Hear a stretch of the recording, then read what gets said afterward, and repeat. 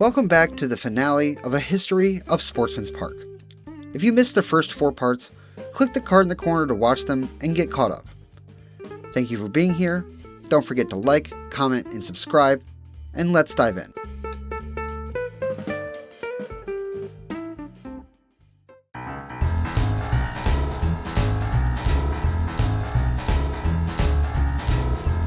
When fans arrived for opening day in 1954, they were treated to a much finer experience than before.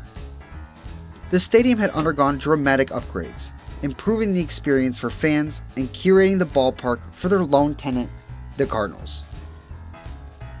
In their first season as sole proprietors, the Cardinals placed 3rd in the National League in attendance, with over 1 million fans coming to Busch Stadium.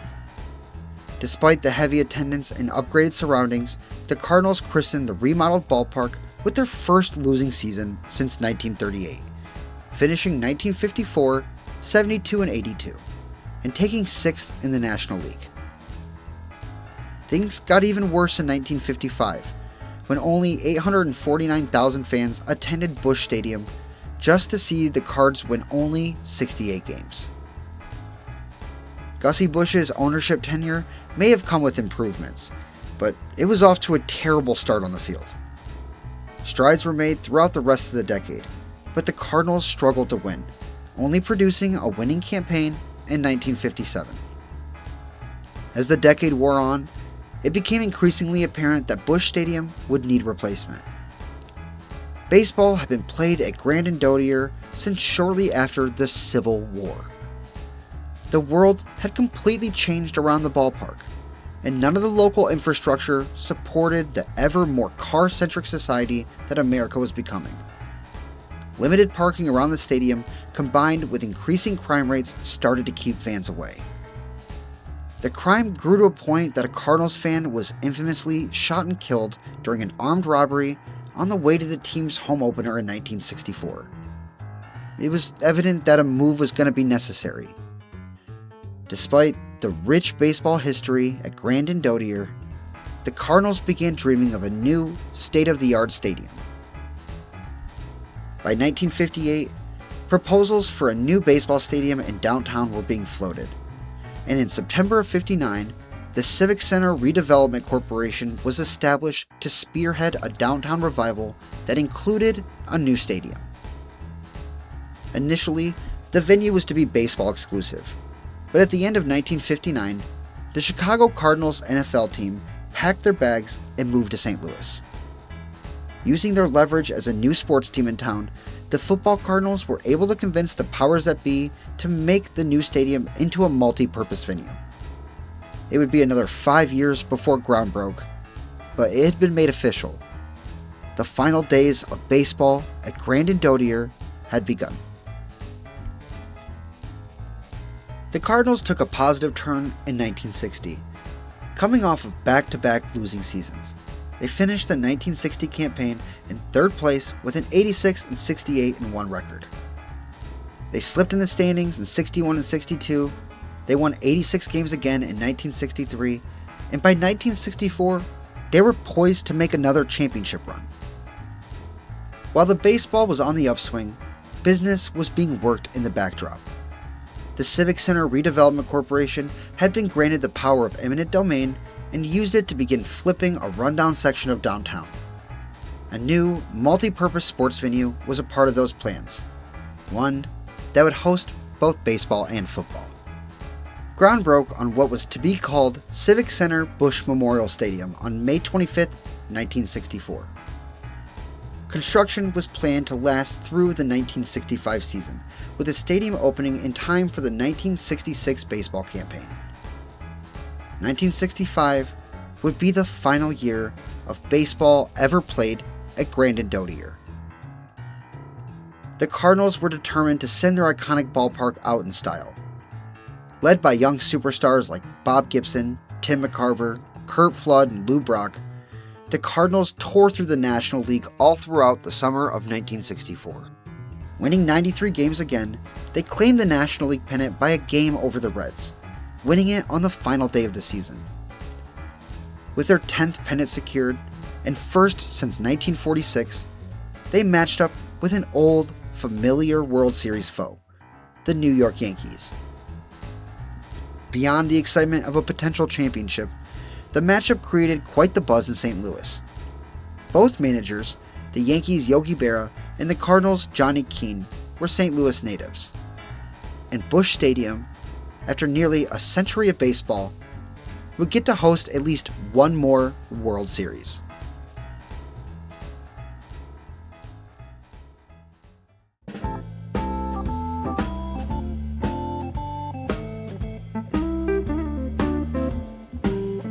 With hosting honors in the hands of the National League, the 1964 World Series began on October 7th at Busch Stadium.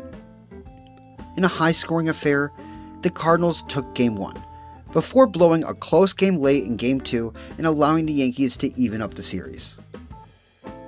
Back in the Bronx, after the teams took the 9th off to travel, the Yankees took Game 3 in a tight 2-1 affair. Down 2-1 and on the road for 2 more games, the Cardinals locked in. They took Game 4 by a run to even up the series before the final game in New York was pushed to extra innings.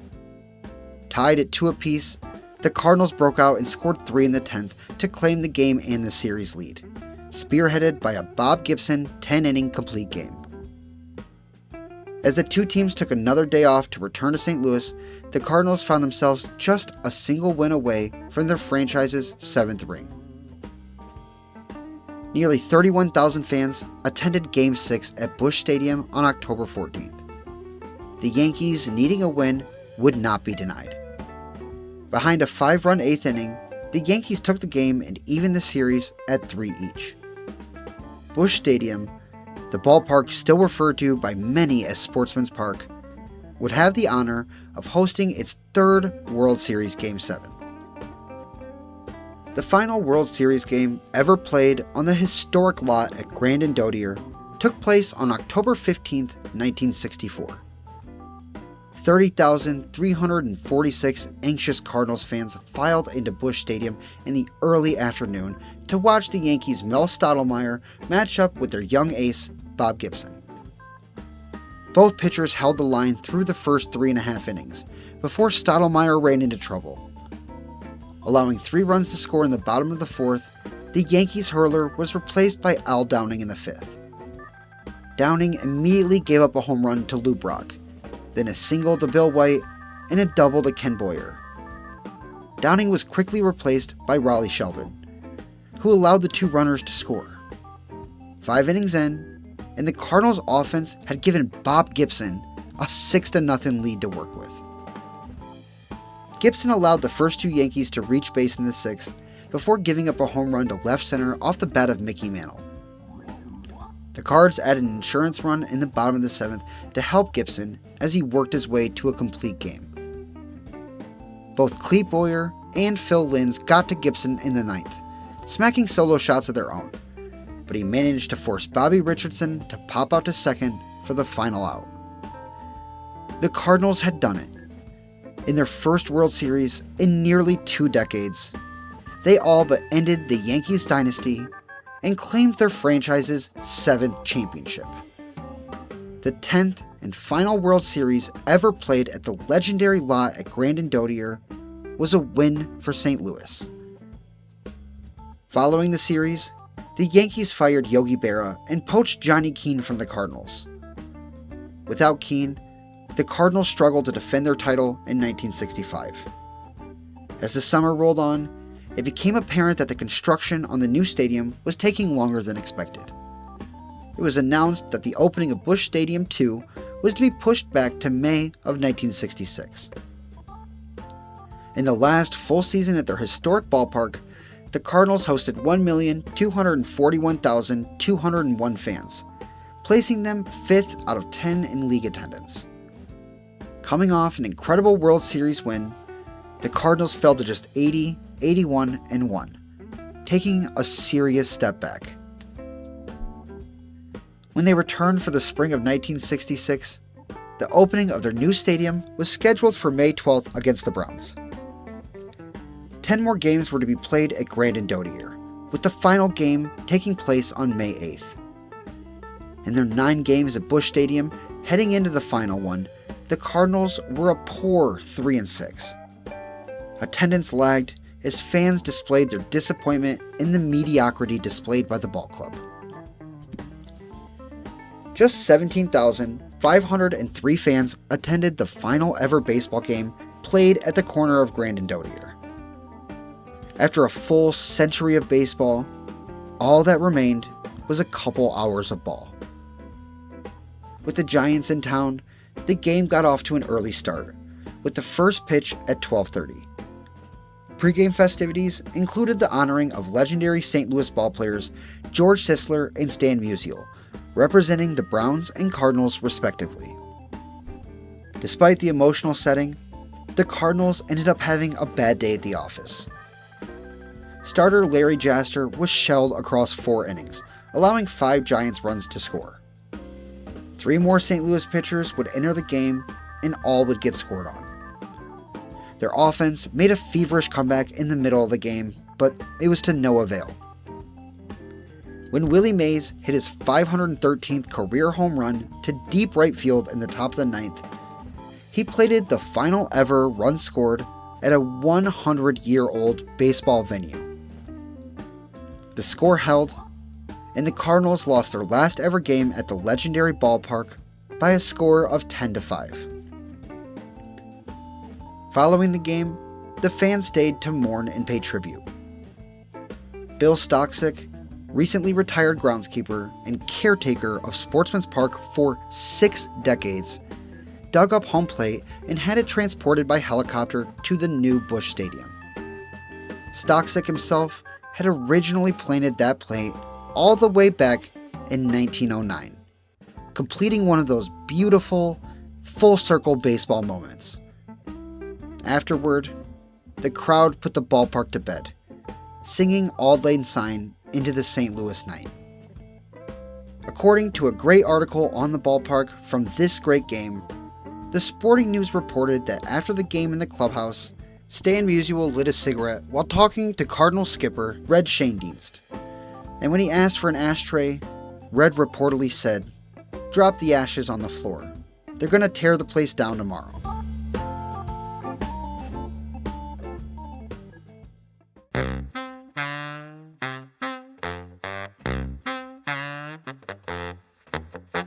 Baseball was not the only sport played at the legendary Sportsman's Park.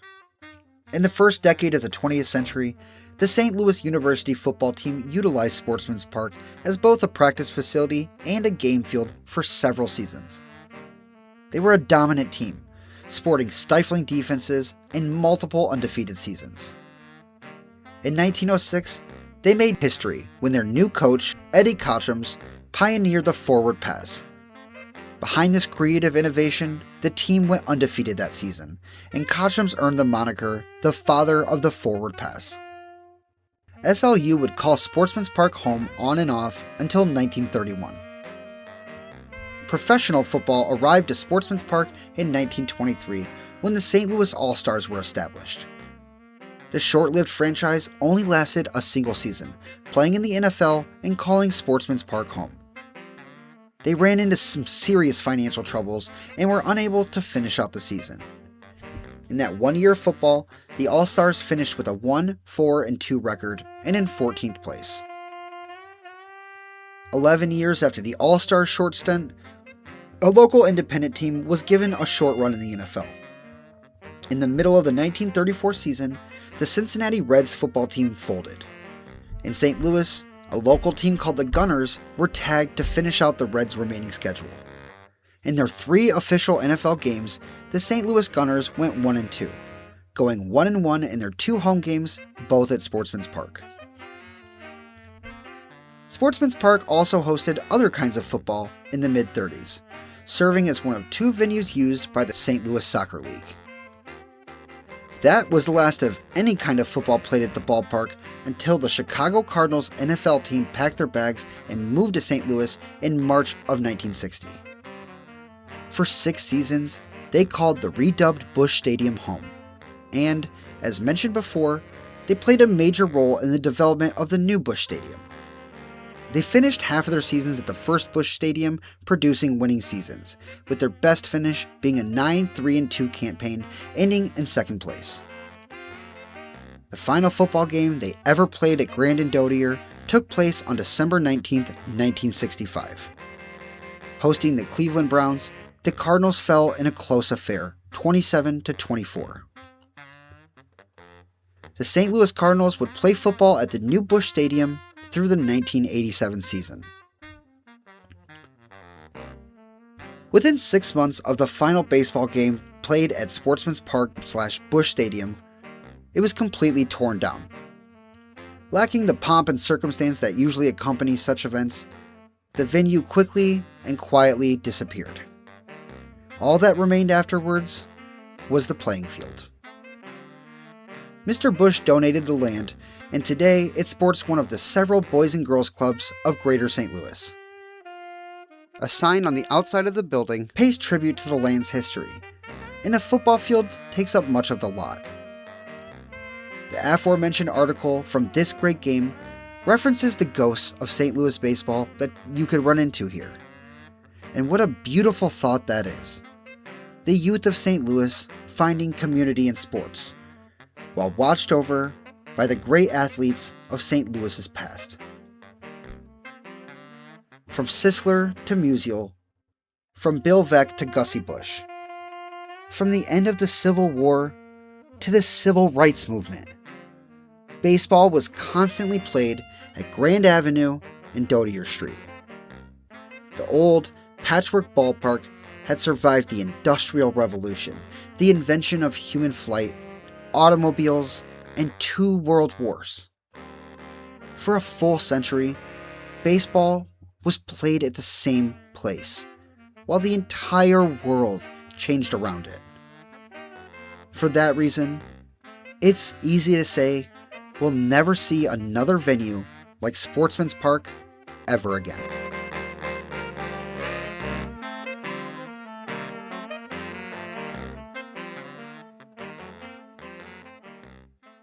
Thank you all for joining me on this long, wonderful history of Sportsman's Park.